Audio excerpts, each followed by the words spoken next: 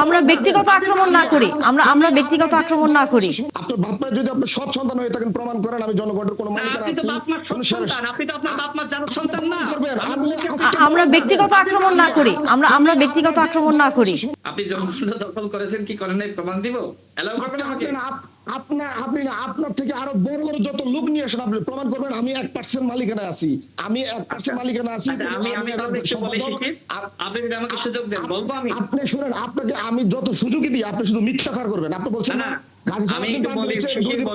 অথচ আপনাদের সরকার বলেছে তারা কি আপনাদের বিরুদ্ধে অভিযোগ করে নাই যে আপনারা জনগণ দখল করেছেন? প্রত্যেকটা মালিক শ্রমিকের মালিক অভিযোগ করে নাই আপনারা জনগণ দখল করেছেন। আপনি একজন সাধারণ সাংবাদিক থেকে আপনি কিভাবে জনগণ পত্রিকার প্ল্যানিং এডিটর হলেন? বলেন কিভাবে প্ল্যানিং এডিটর হলেন? এডিটর হওয়ার যোগ্যতা হয়েছে? আপনি কি এত বড় সাংবাদিক হয়েছেন? আপনি তো জনগণটা অবশ্যই দখল করেছেন। মালিকানা নেন ঠিক আছে, কিন্তু মালিকদের কাছ থেকে আপনারা কয়েকজন সাংবাদিক মিলে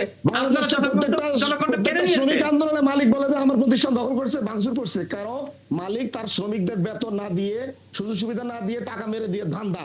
এটা বাংলাদেশে নতুন না। আপনি যে মালিক পক্ষের কথা বলতেছেন, এই মালিক পক্ষ বিগত 15 বছর ধরে প্রত্যেকটা আন্দোলনের সময় বলছে যে এই জনগণ সাংবাদিকেরা আমার প্রতিষ্ঠান দখল করে নিয়ে আসছে। এটা শুধু একা না। এবং এই মালিকদের আপনি বিগত 15 বছর ধরে দেখবেন যে তাদের বিরুদ্ধে আন্দোলন হচ্ছে। আমি তো মাত্র 6 মাস হয়েছে, 1 বছর হয়েছে গেলাম। আপনি যে এই রেফারেন্স দিচ্ছেন মালিকদের, তাহলে আমি আপনার রেফারেন্স দিই। বাংলাদেশের যত গার্মেন্টস শ্রমিক মালিকেরা, গার্মেন্টস শ্রমিকদের বিরুদ্ধে আন্দোলন হচ্ছে, তারা তো বলে আমার প্রতিষ্ঠান দখল করছে। আপনি কি প্রমাণ করতে পারবেন বাংলাদেশের কোনো গার্মেন্টস শ্রমিকরা বা কোনো শ্রমিক পক্ষ কোনো ফ্যাক্টরি দখল করছে? আপনি সব মালিকরা অভিযোগ করবে, তিনি কিন্তু এই অভিযোগ করেছেন না।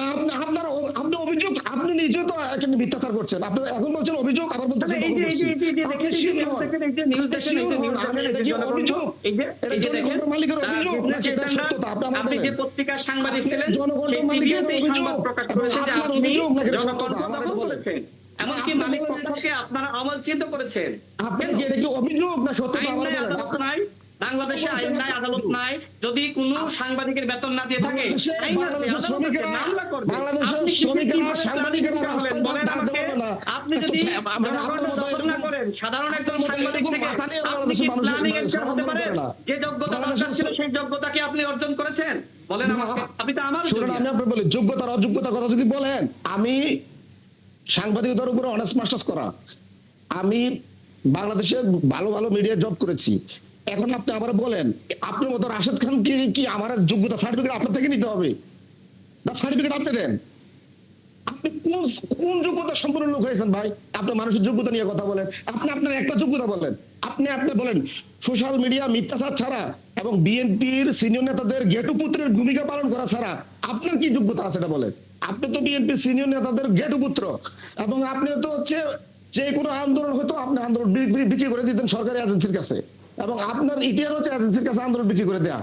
এবং আপনি কোনো সময় এজেন্সির কাছে আন্দোলন বিক্রি করা ছাড়া আপনার কোনো ভালো কোনো সুগুণ নাই। এবং গণ অধিকার ভাঙছেন, আপনি হচ্ছে সেক্রেটারি হওয়ার জন্য রাজাকে বের করে দিচ্ছেন, এবং ওইটাও ডিজিএফ এর সাথে টাকা খাই আপনি কাজ করছেন। এবং আপনার জীবনে কোন যোগ্যতা বলেন, অর্জন বলেন, কোন একটা যোগ্যতা বলেন বা কোন একটা অর্জন বলেন, আপনি বলেন। 18 সালে আপনি শেখ হাসিনার মা বলছেন, যেখানে আমরা তখন আন্দোলন করে রাস্তায়, আমরা তো শেখ হাসিনার মা বলি নাই। রাশেদ খান, আমি একটু বলি আপা, আমাকে যদি সুযোগ দেন। আপনি আমারে বলেন আপনার রাশেদ খান আপনার ব্যক্তি কোন যোগ্যতাটা আছে যে যোগ্যতাটা আপনি মানুষের যোগ্যতা নিয়ে প্রশ্ন তোলেন? আপা আমি একটু বলতে চাই, দেখেন এই যে প্রথম আলো পত্রিকার নিউজ, সেটি হলো জনকণ্ঠের ঘটনায় এক নেতার কাছে ব্যাখ্যা চাইল এনসিপি, সেই নেতা জয়নাল আবেদীন শিশি। এবং সেই সময় আপনি দেখবেন জনকণ্ঠের যিনি সম্পাদক ছিলেন শামীমা আপা, তিনি কিন্তু জনকণ্ঠ দখলের অভিযোগ আপনি সহ কয়েকজনের বিরুদ্ধে এনেছিল। বা আপনি বলছেন যে সাংবাদিকদের বেতন দেওয়া হয়নি, সাংবাদিকদের বেতন না দিয়ে থাকে, অন্যায় করে থাকে, ওই সাংবাদিকরা আইন আদালত ছিল, সেখানে গিয়ে মামলা করতে পারতো। আপনি শিশির কি বিচারক যে আপনি জনকণ্ঠ দখল করতে গিয়েছেন? আপনি কিভাবে কোন যোগ্যতা? আপনি তো সেই প্ল্যানিং এডিটর হওয়ার মতো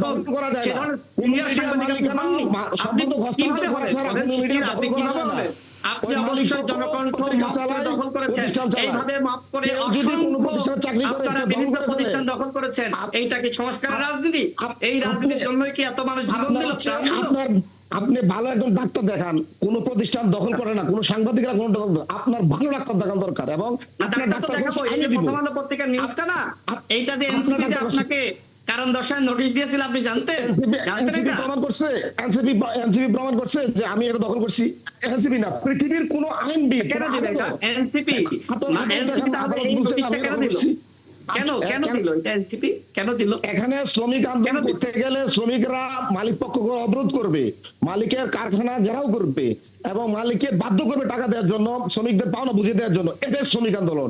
এর জন্য যত অভিবাদন দেন আপনারা, কোনো কিছু আচ্ছা, আমরা আপনি তো ফলো করি না। জনকণ্ঠ পত্রিকার এবং আমরা শ্রমিক ছিলেন না, সাংবাদিক ছিলেন না, আপনি কেন অন্য পত্রিকা ছেড়ে এসে আপনি কেন জনকণ্ঠ পত্রিকার প্ল্যানিং এডিটর হলেন? আপনি তো কিছু ছিলেন না জনকণ্ঠ, কিছু ছিলেন? বলেন।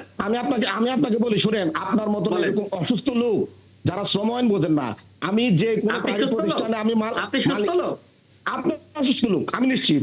আপনি যদি বল প্রমাণ করতে চান, আচ্ছা, তাহলে আমি আপনাকে বলবো আমি সত্যি, অসুস্থ লোক, আপনার চিকিৎসা ঠিক খরচ আছে, আমি আমি দিব। ধরে নিলাম আমি অসুস্থ লোক।